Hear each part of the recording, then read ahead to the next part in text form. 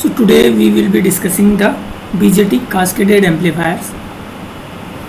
So what if we cascade the various amplifiers in this fashion? Okay, in a cascaded fashion where the output of one is given to the input of others, and this particular arrangement is basically done to increase the gain. Where is that pencil? Yes. To increase the gain. For example, this stage AV1. So what would be the overall gain? Okay, तो अगर हम इस तरीके से जो n stage हैं उनको अगर हम कास्केड में लगा देते हैं और फिर उसके बाद लोड को देते हैं तो हमें जो ओवरऑल गेन मिलता है ना वो इन सब का मल्टीप्लाई मिलता है कि AVT is equal to AV1 मल्टीप्लाई बाई AV2 AV3 AVN dot dot dot.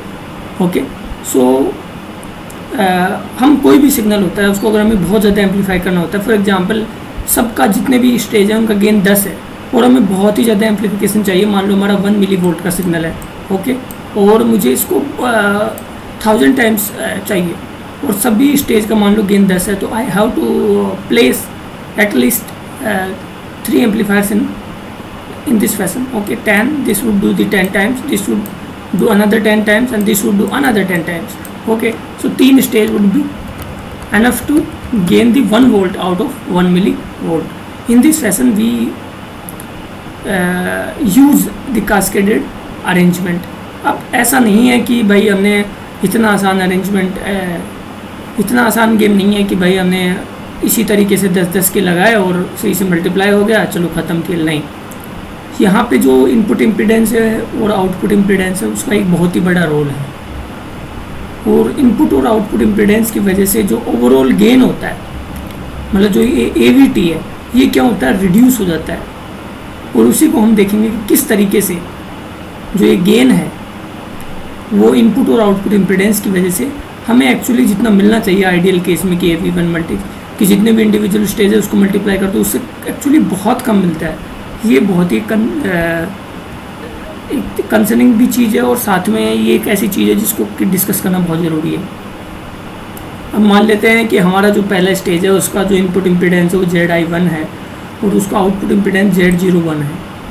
दूसरे स्टेज का हमारा जो इनपुट इम्पीडेंस है वो ZI2 है, which is equal to the output impedance of the first stage. मतलब Z01 और ZI2 दोनों बराबर है.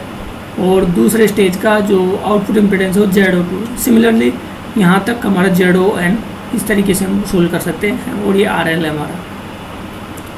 अब देखो, पहले मैं ओवरऑल गेन डिस्कस नहीं करता हूँ, पहले मैं केवल इनपुट जो इम्पीडेंस है यहाँ पे जितना भी अरेंजमेंट लगता है RS वाला और लोड वाला, इसको कंसिडर नहीं करता हूँ.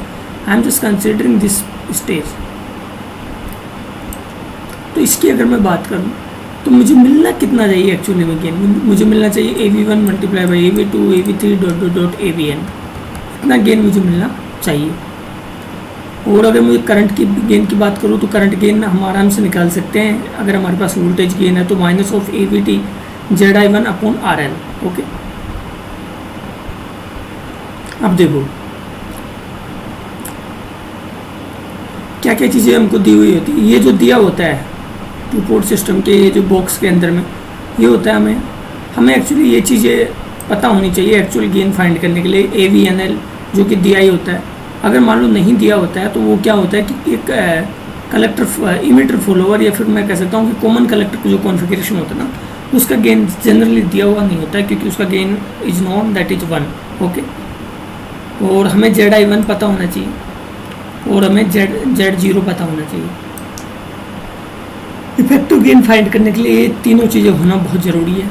इनपुट इम्पीडेंस, आउटपुट इम्पीडेंस और नो लोड गेन. ओके, चलो effect of source resistance. Source resistance का क्या इफेक्ट पड़ता है? तो पहले नंबर पे डिस्कस करते हैं कि हमारा जो AVNL है इस पर सोर्स रेजिस्टेंस का क्या इफेक्ट पड़ता है.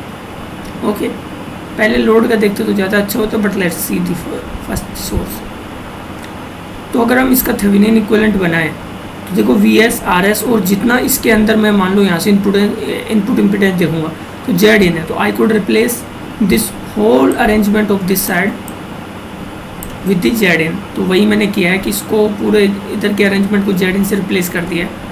तो मेरे को जो गेन मिल रहा है ए डैश इज इक्वल टू वो मिल रहा है V0/Vs, और उसको मैं इस तरीके से लिख सकता हूँ कि V0/Vin multiply by Vin/Vs। Okay, और ये जो पर्टिकुलर चीज़ है V0/Vin, Vin बेसिकली मेरा क्या है, Vin तो मेरा यहाँ का वोल्टेज है, तो V0/Vin तो मेरा AVNL है, और Vin/Vs तो मैं आराम से कैलकुलेट कर सकता हूँ यहाँ से। तो मेरा नो लोड टाइम्स Vin/Vs, और मेरा अगर मैं कैलकुलेट करता हूँ Vin/Vs, उसका वैल्यू आता है Zin/Zin plus RS। Okay, Zin/Zin plus RS, this is important. यहाँ से मैं आराम से कैलकुलेट कर सकता हूँ कि Vin/Vs का वैल्यू कितना होगा। ओके, तो हम यहाँ से क्या कैलकुलेट कर सकते हैं कि Vin/Vs का वैल्यू कितना होगा।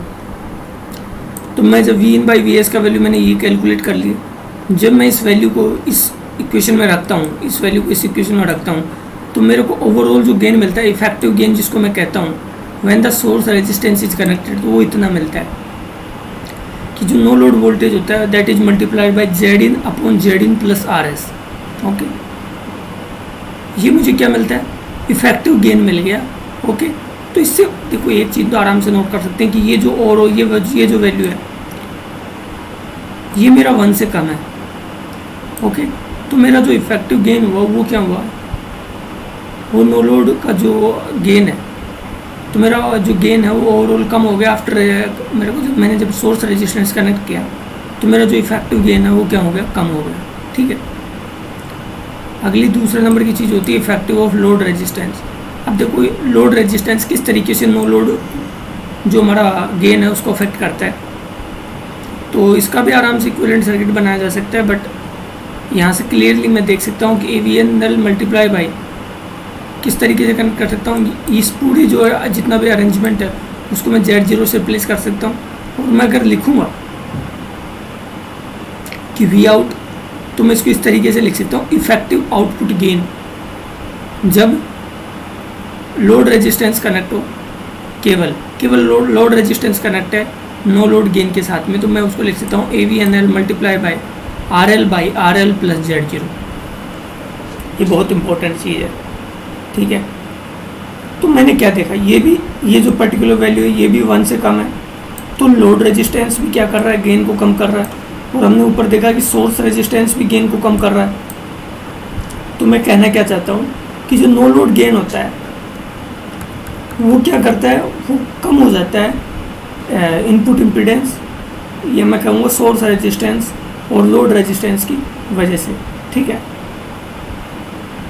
अब देखो ये तो मैंने जस्ट प्रूफ कर रखा है कि किस तरीके से ये वाला जो एक्सप्रेशन है वो मैंने ड्रॉ कर रखा है इस लोड रेजिस्टेंस की वजह से। देखो किस तरीके से अगर मैं इसमें लोड रेजिस्टेंस का इफेक्ट कैलकुलेट करता हूँ, तो AVNL का वैल्यू तो इसमें GM टाइम्स RC आता है, लेकिन अगर जब मैं RL को भी कैलकुलेट करता हूँ तो मुझे पता है GM times RC parallel RL आता है, और जब मैं इसको सोल्व करता हूँ तो ये इतना आता है GM टाइम्स RC, ये तो हमारा AVNL है, और ये RL/RC प्लस RL। और अगर मैं इसका R0 देखता हूँ तो यहाँ से RC आता है मेरा R0, अगर मैं जो स्मॉल R0 होता है उसको मैं बहुत बड़ा मानता हूँ, तो इसका जो Z0 आता है इस पूरे अरेंजमेंट का वो लगभग RC ही आता है। तो अगर मैं RC को Z0 से रिप्लेस कर लूँ तो मैं यहाँ से एक चीज़ लाइव प्रूव कर सकता हूँ कि जो AVL आता है लोड के इफेक्ट के बाद जो गेन आ रहा है वो RC/RL प्लस RC आ रहा है, जो कि RC तो Z0 है, तो I can say that AVNL times RL plus Z0 आ रहा है। तो अगर मैं अब दोनों के इफेक्ट को एक साथ कंसिडर करूं कि मान लो जब मेरा सोर्स रेजिस्टेंस भी कनेक्टेड है और मेरा लोड रेजिस्टेंस का इफेक्ट भी, और मैं दोनों को कनेक्ट करता हूं, तो मेरा जो इफेक्टिव गेन आता है वो इतना आता है कि no load voltage gain times Zin/Zin plus RS multiplied by RL/RL plus Z0। अगर मैं इस पूरी चीज़ को फैक्टर 1 कहूँ और इस पूरी चीज़ को मैं फैक्टर 2 F2 कहूँ, तो मैं कह सकता हूँ कि F2 और F1 दोनों का वैल्यू लेस देन 1 है। तो उसकी वजह से क्या होता है कि जो गेन होता है ना वो सिग्निफिकेंटली रिड्यूस हो जाता है। ठीक है, मान लो फॉर एग्जांपल इसका वैल्यू अगर 0.9 भी होगा दोनों का, तो दोनों का वैल्यू अगर 0.9 टाइम्स 0.9 है तो भी जो हमारा गेन मिलेगा वो 0.8 टाइम्स मिलता है, तो काफ़ी ज़्यादा सिग्निफिकेंटली रिड्यूस हो गया।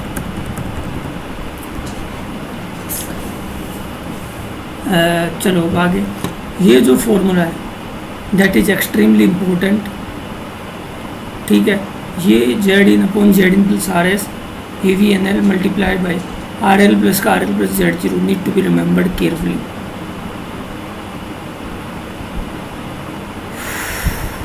अब देखो, मैं एक एग्जांपल को कंसिडर कर रहा हूँ यहाँ पे कि दो स्टेज है जिनको मैंने कनेक्ट किया। अब तक हमने एक स्टेज लिया और एक स्टेज का हमने गेन देखा कि किस तरीके से रिड्यूस हो रहा है दो फैक्टर्स की वजह से। अब अगर मैं दो स्टेज को कनेक्ट करता हूँ तो दोनों के फैक्टर आएंगे और जब दोनों को कंबाइन करेंगे तो गेन किस तरीके से रिड्यूस होता है उस चीज़ को हम देखने जा रहे हैं। तो मान लो मैंने वी एस दिया, फिर आर एस और इस तरीके से लगाया, तो आर एस का इफेक्ट तो मैं एक बार ही कंसिडर करूँगा ना। ठीक है, अब देखो स्टेज 1 है, उसके लिए जेड इन 1 तो हमको दिया हुआ है जेड इन 1, और इसके लिए जो जेड आउट होगा वो कितना होगा, जेड इन 2 ही होगा, क्योंकि जेड आउट 1 और जेड इन 2 बराबर है। इसका जो आउटपुट इम्पिडेंस है और जो दूसरे स्टेज का जो इनपुट इम्पिडेंस है वो दोनों बराबर ही है। और मैं ये भी कह सकता हूँ कि जो पहले स्टेज का लोड है वो दूसरे स्टेज का इनपुट इम्पिडेंस है। तो अगर मैं AV1 इफेक्टिव निकालता हूँ तो वो कितना हो जाएगा, AV1 no load times Z in 2 upon Z in 2 plus Z out 1। ये मैंने इसलिए लिखा क्योंकि ये जेड इन 2 है जो एज ए लोड काम कर रहा है स्टेज 1 के लिए, तो मैं इसको वही लिखा है कि AV times RL upon RL plus Z out. ठीक है, लेकिन यहाँ पे जो RL का वैल्यू है वो क्या है, जेड इन 2 है। और AV2 इफेक्टिव का अगर मैं वैल्यू कैलकुलेट करूँ तो वो भी मैं कर सकता हूँ। दूसरे स्टेज का no load voltage times RL, ये जो दिया हुआ है इसका load upon load plus Z out 2, तो जेड आउट 2। ओके, अब मैं क्या करता हूँ, दोनों का इफेक्टिव निकालता हूँ, AV इफेक्टिव, तो वो कितना हो जाएगा, AV1 इफेक्टिव मल्टीप्लाई बाई AV2 इफेक्टिव, तो वो कितना हो जाएगा, आराम से कैलकुलेट कर सकता हूँ, इन दोनों को मल्टीप्लाई कर दो। ठीक है, अब लास्ट में आप क्या करो, सोर्स रेजिस्टेंस का इफेक्ट भी इनकलकेट कर दो इसके अंदर में। तो ये जो AV इफेक्टिव है इस पर सोर्स रेजिस्टेंस के जो है उसका भी इफेक्ट पड़ेगा, तो करो उसको। तो ओवरऑल जो गेन है वो कितना हो जाएगा, AVS is equal to Z in 1 upon Z in 1 plus RS times AV effective, ये वाला। ओके, तो वही है।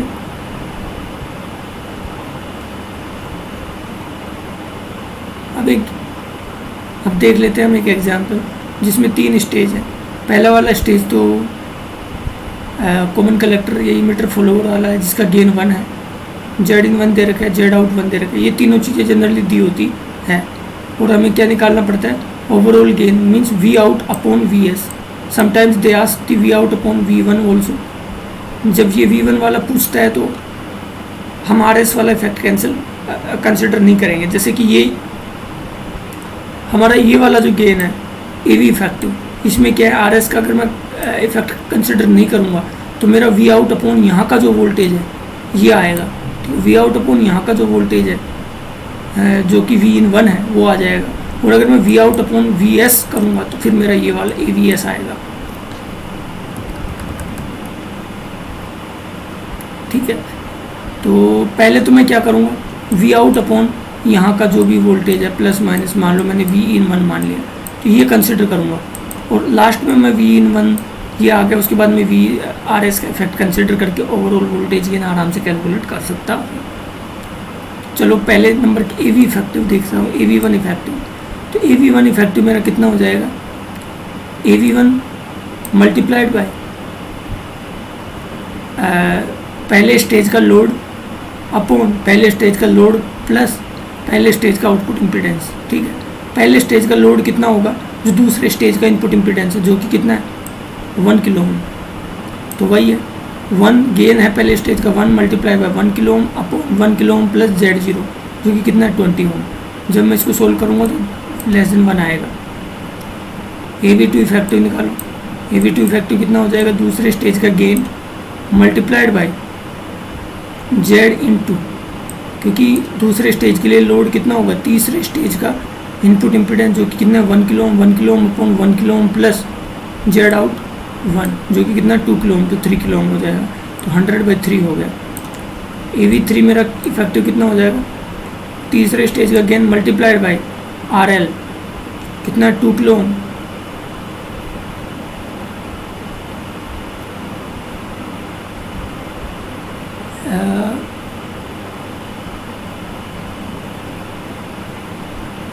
ठीक है, ये गलत निकाल रखा है इसमें, क्योंकि R L upon are L plus Z out आना चाहिए ना।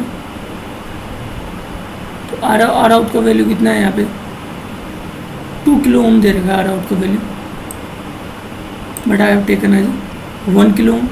तो मैं क्या करता हूँ, सिंपली यहाँ का रेजिस्टेंस जो है उसको 1 किलो ओम कर देता हूँ। ठीक है, अब ज़्यादा अच्छा होगा। तो अब मेरा सही बैठेगा, क्योंकि load upon load plus Z out.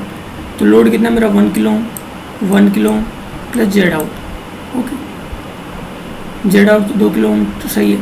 तो ये भी 100/3 हो जाएगा। ठीक है, अब मैं ए वी फैक्टर निकालता हूँ, तो तीनों का मल्टीप्लिकेशन करता हूँ मैं, तो कितना हो गया 10,000/9।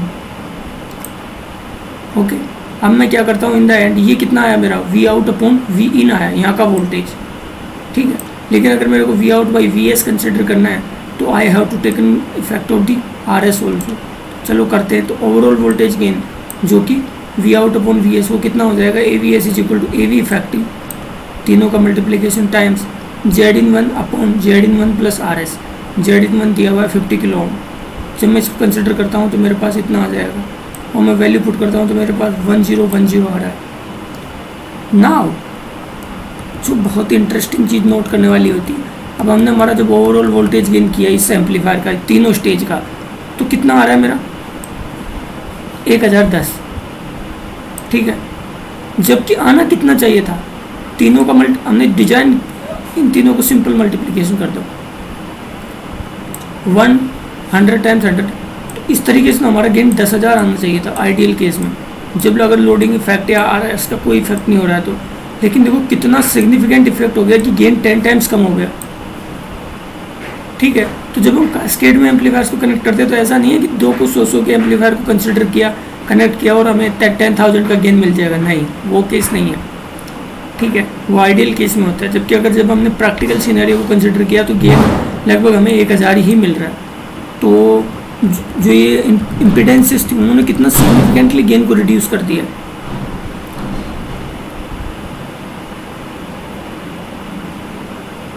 ठीक है, सेकंड टॉपिक है Darlington pair. Darlington pair, Darlington pair को हम सुपर बीटा कॉन्फ़िगरेशन भी कहते हैं। इसमें बेसिकली हम करते क्या है कि जो दो इमिटर होते हैं, सॉरी दो ट्रांजिस्टर होते हैं, उसमें हम पहले ट्रांजिस्टर का इमिटर से इनपुट लेते हैं और दूसरे ट्रांजिस्टर के बेस पे लगा देते हैं, और फिर हम आउटपुट जो होता है दूसरे ट्रांजिस्टर के इमिटर से लेते हैं। तो बेसिकली क्या हुआ, दो जो कॉमन कलेक्टर कॉन्फ़िगरेशंस होते हैं उनको हम कैस्केड कर देते हैं। तो 2 कॉमन कलेक्टर, या मैं कह सकता हूँ कि emitter followers are cascaded in the Darlington pair. उसको इस तरीके से भी देख सकते हैं कि कॉमन कलेक्टर है, दोनों के देखो कलेक्टर कॉमन है और उसको हमने कॉमन सप्लाई से दे दिया है। और जब भी कॉमन कलेक्टर कॉन्फ़िगरेशन होता है तो हम क्या करते हैं, इनपुट बेस को देते हैं और आउटपुट इमिटर से लेते हैं। तो पहले स्टेज पे हम क्या करेंगे, इनपुट बेस पे देंगे और आउटपुट पहले स्टेज का इमिटर से लिया। अब जो पहले स्टेज का आउटपुट है हम उसको दूसरे स्टेज के इनपुट जो कि बेस पे देंगे और हम फिर दूसरे स्टेज से के इमिटर से आउटपुट लेंगे।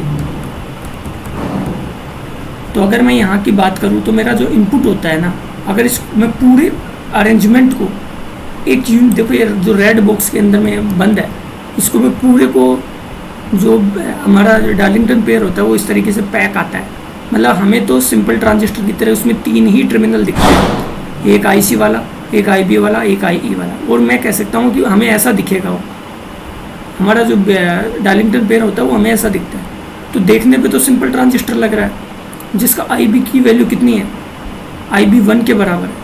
आईई का वैल्यू कितना है, आईई 2 के बराबर है। आईसी का वैल्यू कितना है, आईसी 1 प्लस आईसी 2 के बराबर है। और इसका बीटा का वैल्यू कितना हो जाता है, that is nearly beta 1 multiplied beta 2। तो now the question is what is the purpose of using the Darlington pair. Number 1 कि the Darlington pair gives us the high current gain. Second is high performance voltage follower, ये बहुत ही अच्छा voltage follower है। ठीक है, हमने एक चीज़ पहले देखी थी कि जो वोल्टेज फ्लो हो रहा है कॉमन गेट कॉन्फ़िगरेशन, जो सॉरी कॉमन कलेक्टर कॉन्फ़िगरेशन, वो वोल्टेज को तो एम्पलीफाई नहीं करता है लेकिन करंट को एम्पलीफाई करता है। तो जब हम दो कॉमन कलेक्टर कॉन्फ़िगरेशंस को कंबाइन करते हैं तो जो करंट होता है उसका एम्पलीफिकेशन बहुत ज़्यादा हो जाता है, जबकि वोल्टेज का तो वोल्टेज फॉलोवर ही रहता है, क्योंकि दोनों जितनी जो भी स्टेज है उनका गेन, वोल्टेज गेन है वो नियरली 1 है। तो अगर आप कास्केड भी कर दोगे तो नियरली दैट वुड बी 1। चलो, तो यही है जब मैंने यहाँ पे इनपुट दूंगा और इसका इस तरीके से कॉन्फ़िगरेशन करते हैं, तो मैं इस तरीके से इसका कॉन्फ़िगरेशन करता हूँ। ठीक है, अब चलो इसका, तो आप इसको हम सिंपली क्या करेंगे, ये मान लो कि जो डार्लिंगटन पेयर होता है उसको हम किस चीज़ में यूज करते हैं, हम एज ए ट्रांजिस्टर ही यूज करते हैं कॉमन कलेक्टर वाले कॉन्फ़िगरेशन में, जिसका आउटपुट हम यहाँ से लेते हैं और हमारा मेन पर्पज़ करंट के गेन को बहुत ज़्यादा बढ़ाना होता है। ठीक है, तो सिंपली मैंने क्या किया कि जो हमारा पहले हम बीजेटी या मोसफेट में जो हमारा कॉमन कलेक्टर वाला कॉन्फ़िगरेशन था उसको मैंने क्या किया, डार्लिंगटन पेयर से रिप्लेस किया, और जैसे हमने पहले किया था उसी तरीके से हम उसका डीसी और एसी एनालिसिस करेंगे और देखेंगे कि हम किस तरीके से हमारा जो करंट गेन है वो हमें मिल रहा। तो सबसे पहले मैं डीसी एनालिसिस करता हूँ। तो when I draw the DC equivalent circuit then this comes like this. ठीक है, IB1 को मैं कितना कहता हूँ, IBD which is the base current of the Darlington pair, और मेरा जो ICD है which would be equal to IC1 plus IC2 collector current of the Darlington pair, and IED emitter current of the Darlington pair would be equal to IE2। तो अगर मैं यहाँ से simply BJT के सिंपल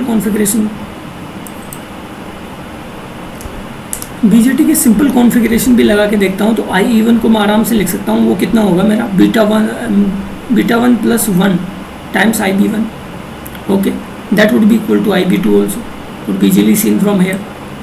तो ये चीज़ IC1 का value कितना होगा मेरा बीटा IB1, तो लिख सकता हूँ ये भी। ठीक है, IE2 का वैल्यू मेरा कितना हो जाएगा, that would B beta 2 plus 1 times IB2।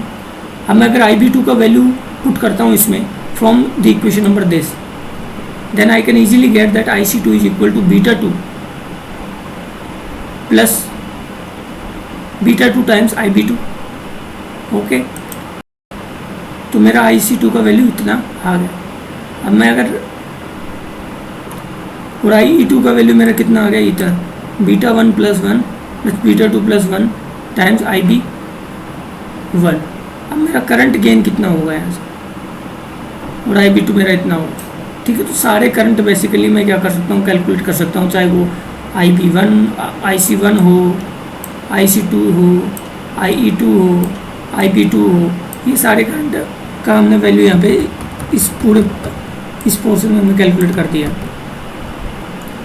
तो अगर मैं IBD की बात करूँ तो मेरा IB1 है, ICD की बात करूँगा तो IB1 के टर्म्स में देख रहे हैं, इनपुट करंट के टर्म्स में, तो वो हमारा कितना हो जाएगा, ICD would be equal to, ICD आएगा हमारा beta 1 plus beta 2 multiply plus beta 1 into beta 2, या फिर मैं कह सकता हूँ कि ICD अपॉन IB1 में कैलकुलेट करता हूँ। तो ये तो हमारा क्या होता है, करंट गेन होता है। हमारा बीजेटी में करंट गेन क्या होता था, IC अपॉन IB। ठीक है, तो यहाँ पे डार्लिंगटन पेयर में भी कितना होगा मेरा, ICD upon IBD is equal to beta D would be equal to beta 1 plus 1 multiply by beta 2 plus 1, या मैं कह सकता हूँ कि beta 1 plus beta 2 plus times beta 1 into beta 2। लेकिन जो बीटा 1 प्लस बीटा 2 होता है उसकी वैल्यू बहुत कम होती है बीटा 1 मल्टीप्लाई बाई बीटा 2 की। तो मैं कह सकता हूँ कि बीटा डी का जो वैल्यू होता है nearly beta 1 multiply by beta 2 होता है। तो क्या, व्हाट आर द एडवांटेजेस, हमें हाई करंट गेन करने के लिए अब एडवांटेज क्या है। पहली बार तो जो कलेक्टर एरिया होता है डार्लिंगटन पेयर का वो लगभग जितना ही होता है नियरली बीजेटी के। ठीक है, तो एरिया तो ज़्यादा लग नहीं रहा, ये तो सिंपल बात लग गई। ठीक है, जब जितने ही एरिया में काम हो रहा है तो हमें हाई करंट गेन के लिए हम बीजेटी क्यों यूज करें, हम डार्लिंगटन पेयर ही यूज कर लें। डिसएडवांटेज क्या है इसका, large base to emitter voltage. अगर हम BED का वोल्टेज देखें तो हम आराम से देख सकते हैं कि इसका जो वोल्टेज होता है वो VB1 प्लस VB2 होगा। VC सेट का वैल्यू भी लार्ज होता है इसमें, इसका बैंडविड्थ लिमिटेड होता है और स्विचिंग स्पीड अगर इसको मैं स्विच की तरह यूज करूँ तो ये भी क्या होता है, कम होता है। तो that because of this disadvantages ये क्या करता है, BJT को रिप्लेस नहीं कर पाता इन ऑल दी एप्लीकेशंस। अब हम देखते हैं कि डार्लिंगटन एम्पलीफायर, जो कि IAS 2020 में सवाल भी आया था इस पर। तो मैंने BJT की जगह मैंने डार्लिंगटन पेयर कनेक्ट किया है और सिंपल मैंने इसको फिक्स्ड बायस कॉन्फ़िगरेशन में लगा दिया है, जहाँ पे RB मैंने लगाया और RE मैंने लगाया और AC आउटपुट ले रहा हूँ मैं इमीटर से। तो अगर मैं इसका DC एनालिसिस करता हूँ तो DC एनालिसिस में capacitors are open circuited, so this become the equivalent circuit. तो इसमें अगर मैं KVL लगाता हूँ तो I could easily write the minus VCC times RB IB, दोनों VB multiply times RE and IE। तो आई कैन राइट दिस, ये लिख दिया मैंने। अब इसमें जितने भी VBED कितना होता है, मेरा डार्लिंगटन पेयर का VB जो होता है दोनों VB का मल्टीप्लाई एडिशन होता है, तो वो मैं लिख सकता हूँ। IE का जो वैल्यू होता है वो कितना होता है, beta D multiply by IB which had seen we had seen. Beta D का वैल्यू हमने देखा था कि दैट इज़ नियरली β1 प्लस β2 होता है, सॉरी β1 मल्टीप्लाई बाई β2 होता है। तो मैं इसमें जब ये वैल्यू पुट करूँगा तो IB का मेरे को वैल्यू यहाँ से आराम से मिल जाएगा, VCC minus VBED upon RB plus beta D times RE। Okay, अगर हम केयरफुली देखें तो जो हमारा फिक्स्ड बायस कॉन्फ़िगरेशन था BJT के केस में, उसमें क्या था, जहाँ VBED है वहाँ पे VBE था और जहाँ पे बीटा D है वहाँ पे बीटा D था। ठीक है, IB का वैल्यू, IC का वैल्यू तुम आराम से कैलकुलेट कर सकता हूँ IB से। IB का वैल्यू कितना, IC का वैल्यू कितना होता है, बीटा D टाइम्स IB। तो बीटा D का वैल्यू या तो β1 टाइम्स β2 लिख दो या फिर ये पूरा भी लिख सकते हैं, बट मेरे हिसाब से β1 मल्टीप्लाई बाई β2 ही लिख दो। ठीक है, अब हमें पता है DC एनालिसिस से हम दो चीज़ें कैलकुलेट करते हैं before going into the AC analysis. GM का वैल्यू कैलकुलेट कर सकते हैं, हमने IC1 का वैल्यू देख लिया और IC2 का वैल्यू मैं निकाल सकता हूँ। दोनों जो इमिटर है उनकी जो ट्रांस कंडक्टेंसेस है उनका वैल्यू मैं कैसे निकाल सकता हूँ, IC1 अपॉन VT और GM2 का वैल्यू होगा IC2 upon VT thermal voltage. Okay, यहाँ पे VT कितना है, थर्मल वोल्टेज। अगर मैं AC इक्विवेलेंट ड्रॉ करता हूँ इसका तो इस तरीके से होता है, मैंने यहाँ पे Vin दिया, यहाँ पे मैंने RB इसको ऐसा दिया, और जब मैं इसका इक्विवेलेंट सर्किट ड्रॉ करता हूँ पहले वाले का तो Vin, और यहाँ पे मैंने RB लगाया था, इसको ग्राउंड से कनेक्ट कर दिया। और देखो पहले का इक्विवेलेंट सर्किट यहाँ तक हो जाएगा, दूसरे का इक्विवेलेंट सर्किट यहाँ से यहाँ तक हो जाएगा। और हमें पता है कि दोनों के कलेक्टर तो एक ही जगह से कनेक्टेड है, तो मैं यहाँ से जब चला तो R⁻1 और यहाँ से GM⁻1 कलेक्टर को कनेक्ट हो गया, कलेक्टर तो दूसरे का भी वही है। फिर पहले का जो यहाँ पे इमिटर है वो दूसरे के बेस से कनेक्ट है, तो R⁻2 GM⁻2 दोनों कलेक्टर्स को हमने कंबाइन कर दिया, नीचे आ रही है, वेरी सिंपल। अब अगर मैं RB को कैलकुलेट करता हूँ तो RB को किस तरीके से कैलकुलेट कर सकता हूँ, RB बेसिकली है क्या, RB सिंपली क्या है, Vin अपॉन जो यहाँ पे करंट कितना जा रहा है। ठीक है, क्योंकि यहाँ भी वोल्टेज तो Vin ही है, तो इसमें जो करंट जा रहा है दैट वुड बी, तो Vin अपॉन यहाँ में जो करंट जा रहा है उसका रेशियो RB हो जाएगा, हमारा ZB हो जाएगा सिंपली। तो अगर मैं Vin का वैल्यू कैलकुलेट करता हूँ वो कितना होगा, Vπ1 plus Vπ2 plus V0 ये है प्लस Vπ2 प्लस Vπ1, तो ये हमारा Vin1 का वैल्यू आ जाएगा। तो Vπ1 का वैल्यू अगर मैं लिखता हूँ तो IB1 multiply by R⁻1, IB2 multiply by R⁻2, Vπ2 का value IE2 multiply by RE2। अब सब जितने भी IB2 और IE2 है उनका वैल्यू IB1 की टर्म्स में लिख लो। तो मैंने जब लिखा तो IB2 को मैं कितना लिख सकता हूँ, β1 प्लस 1 मल्टीप्लाई बाई RB1, और IE2 को मैं कितना लिख सकता हूँ, दिस टाइम्स IB1। तो जब मैंने Vin1 का जब ये वैल्यू ऊपर पुट किए तो मेरे को ये एक्सप्रेशन मिला Vin1 का।